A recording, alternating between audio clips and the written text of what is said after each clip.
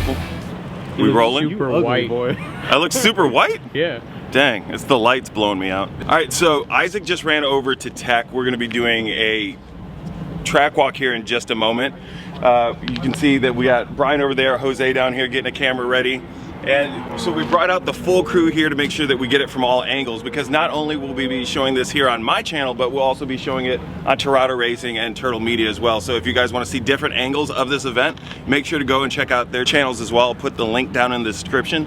But got the numbers on the car, went through Tech, took us like 5 seconds to get through. It's a brand new car, so there's nothing that we had to worry about on it. Isaac will be fine. He's worried about battery tie downs. He's got a brand new car as well. Nothing to worry about. As long as you have a car that your battery isn't gonna go anywhere, no fluids are gonna leak anywhere, and you don't have to worry about parts falling off, you're gonna be fine through Tech. So everybody worries about what's gonna happen when they show up, and then you know what? You don't have to worry about it. Over there you can see Brian is filming right now. If you guys aren't familiar with Brian, he was on a Netflix show, so go ahead and check that out. So what was it they told you had to do? Remove your radar detector. You took your remove radar license detector, plate down. license plate down, and get everything out, obviously. Okay, and then you just had to worry about your battery tie down? But they said that's fine, just make sure it's faster next time. Okay, cool. Also, real quick, did you find that little 6-year-old boy up there? Which one? He was asking if he could help you put on your numbers, and it looks like he did. I was just wondering. Oh my God.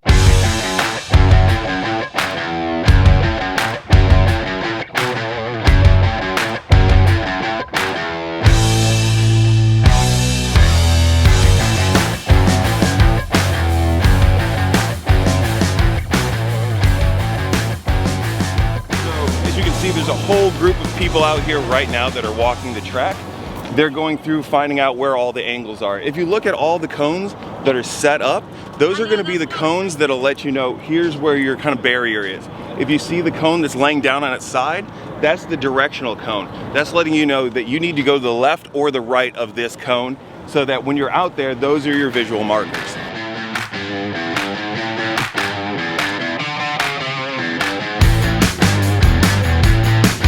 Just finished up our track walk. It's actually a pretty good layout here. I really like this. Like I said, I've been here for drift events. This may be the first autocross event I've been to here in like 5, maybe 6 years. A lot of areas where I'm gonna have to manage my throttle a lot because we have a heavy vehicle with power and on cold tires. I think it's gonna be pretty good. I'm gonna be interested to see how it goes, especially for Isaac, who's finishing up his track walk over there, but we'll see. Okay. So we just finished eating fruit snacks like the big children that we are, and banana chips and Buc-ee's. We were out there, I was out there with Isaac, and basically we were just going back and forth. I was showing you what to do and what not to do on some of the cars. And we got some good notes on where people were messing up and where to be careful. You saw all that stuff, so I mean, basically, are you ready? Do you feel more comfortable? Yeah, I'm a lot more comfortable. I'm a lot more comfortable with the camera, obviously. This man is awkward.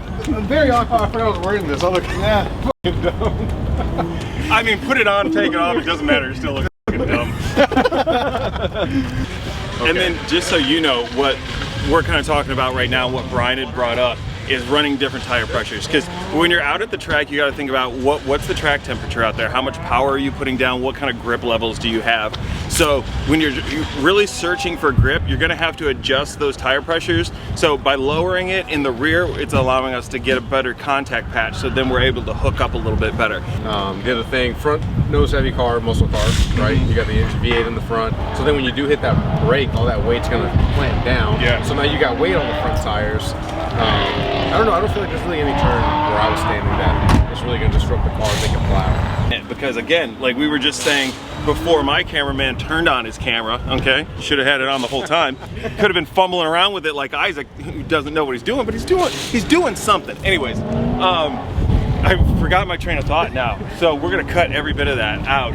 Is a lot of people who were driving the Mustangs, you were using the brake and gas like it was on and off pedal. Okay, yeah. We gotta be smooth in, smooth off. You don't want to do any heavy braking, heavy gas while turning the wheel. If anybody has ever done any kind of racing before, you've heard something called string theory. We can get into that into another video, but yeah, we talked about string theory when I was getting on a freaking on-ramp in the Bronco Sport. I was oh, like, yeah? yeah, we were talking about that. Well, hey, it's got sport in the title, okay? That's what I'm saying, dude. The B Sport. Ready for anything. Alright, sounds good. You excited? Bro, this is child's play compared to your drifting. Let's do it. Let's go. Hey, Isaac, don't be afraid to smile. Let people know you have a personality. Like, when the camera is off, this dude is like, he's energetic, he's all about it, he loves what he's doing. The camera comes on. Shy. I like turtles.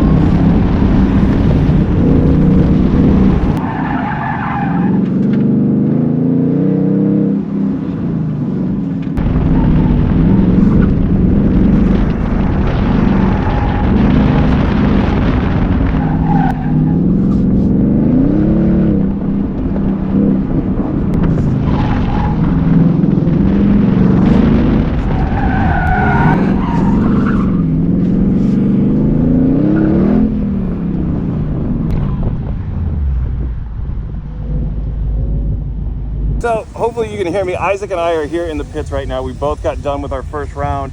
How do you think you did? I think I did pretty good. I mean, I didn't do the greatest that I probably could have. I probably could have gone a little bit faster, but I think I did pretty good. Yeah, I think I did well. I went ahead and I adjusted the fronts to full soft. Oh, okay. Just to manage some of that nosedive a little bit, but we'll go out there again and see what's doing. I felt comfortable with the car. Yeah. And I said the same thing Isaac did, is I feel like it's definitely got more in it, so we'll see what we do this next time.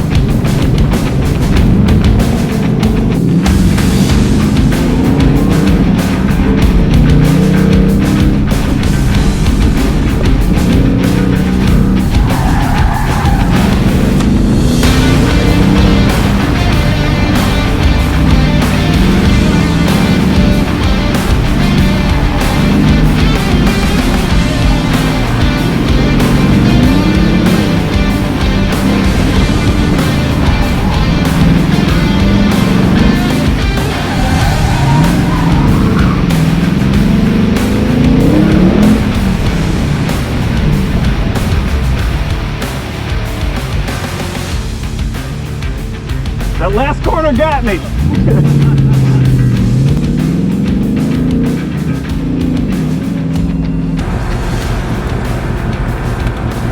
how'd you like it? How'd it go, man? It was good.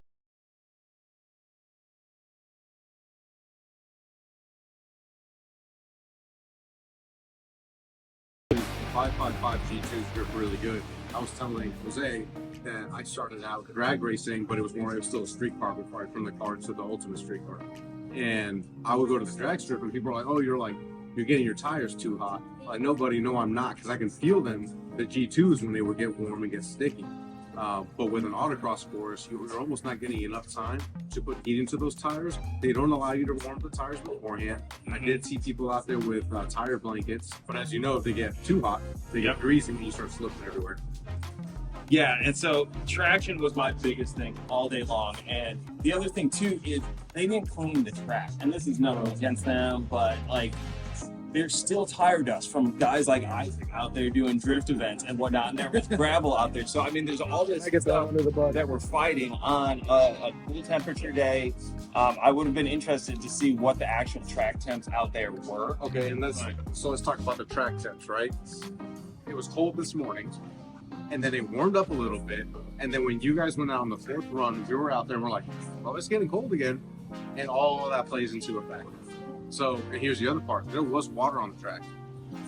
So your tires are getting warmed up, and then at the end of the first portion of the track, you hit water, and now your tires are getting cooled off. Talk about different temperatures in drift, dude.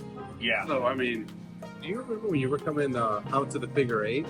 That corner was covered in dirt. Oh, yeah. And everybody on that corner, if they hit the dirt, their car would immediately kicked out. Yeah. I could have tracked out wider to line myself up and get more power out through there, maybe scrub a little bit of time there.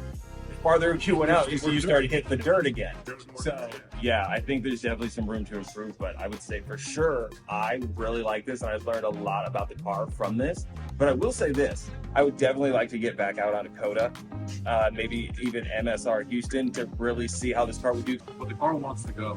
Oh, it does. Both y'all's cars really want to get up and go. Yeah. And I know the Mustang is better because I co-drove a S550. Die on me? I co-drove an S550 and I smoked my lap time. That my car with 20 grand has in it, and in a stock S550, I outdid myself. Yeah. And I was like, oh man, I need to stop putting money into this car and go get one of these, because the stock Mustang was already doing what I wanted my Challenger to do. And it's nothing against the Challenger, it's just that it's built to go straight. Yeah. And I'm making it do what it's not supposed to do. So the year is off and running. We already got a lot of stuff going on with RTR vehicles. So that's why I'm filming this a week after our autocross. But it was a great time out there.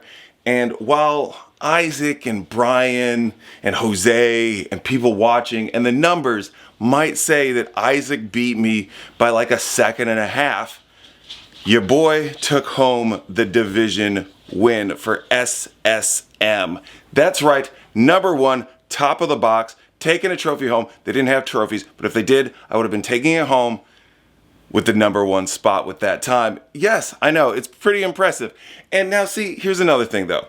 Brian and Isaac and Jose and the organization and the people keeping time may say, hey, you know what? You were the only one in that division. But as a great philosopher once said, it doesn't matter if you win by an inch or a mile. Winning's winning. And I won that one. But hey, we got a lot more stuff coming up. Make sure to tune in. Make sure you like and subscribe. Hit those bell notifications. If you got time, go over check out J-Dub Wrenching, where I do all my builds like I did on my RTR Spec 5 10th anniversary. So until the next one, peace. They been sleeping on me, think it's time to wake 'em up.